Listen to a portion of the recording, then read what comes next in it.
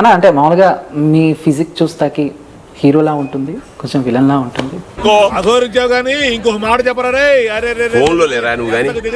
And చాలా ప్రశ్నలు ఎదురై ఉంటాయి.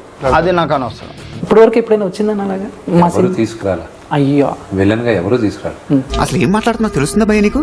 తీసుకొస్తే ఆడుకుంటా. Okay no use. వాడు విండండి.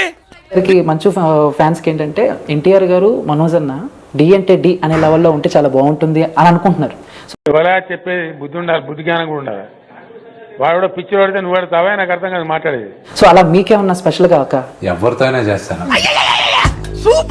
సేమ్ థింగ్, ఒక యాక్టర్ గా ఎవరితో అయినా నేను ఢీ కొట్టడానికి రెడీ. నాలో ఉన్న రౌడీ నిద్ర లేపుద్రా ప్లీజ్. చిన్నపిల్లలు రా మీరు, వెళ్ళిపో. Sorry sir. డి. సో ఇప్పుడు మన తెలుగు సినిమా స్థాయిని కొన్ని సినిమాలు పెంచుతున్నాయి. ఎక్కడో ఉండేది, అప్పుడు దాన్ని నేను ఎక్కడికో తీసుకెళ్ళాను. అండ్ త్రిబుల్ ఆర్ కానీ పుష్ప కానీ, అంటే ఈ సినిమా కూడా 2-3 లాంగ్వేజ్లో రెడీ అవుతుంది, రిలీజ్ అవుతుంది.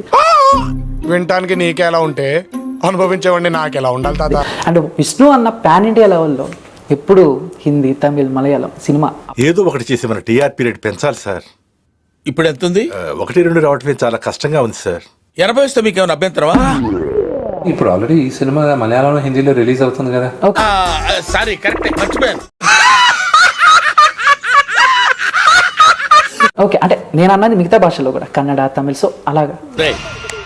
ఒక వ్యక్తి మనల్ని నమ్మి ఆఫీస్ చేతిలో పెట్టినప్పుడు దాన్ని పైకి తీసుకురావాల్సిన బాధ్యత మన మీద ఉందిరా. చేద్దాం. నా దగ్గర 6-7 సినిమాలు ఆల్రెడీ నేను రైట్స్ కొని పెట్టుకున్నా.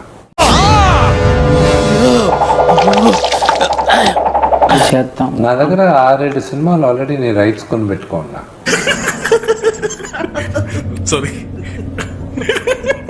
చేద్దాం. నా దగ్గర 6-7 సినిమాలు ఆల్రెడీ నేను రైట్స్ కొని పెట్టుకున్నా.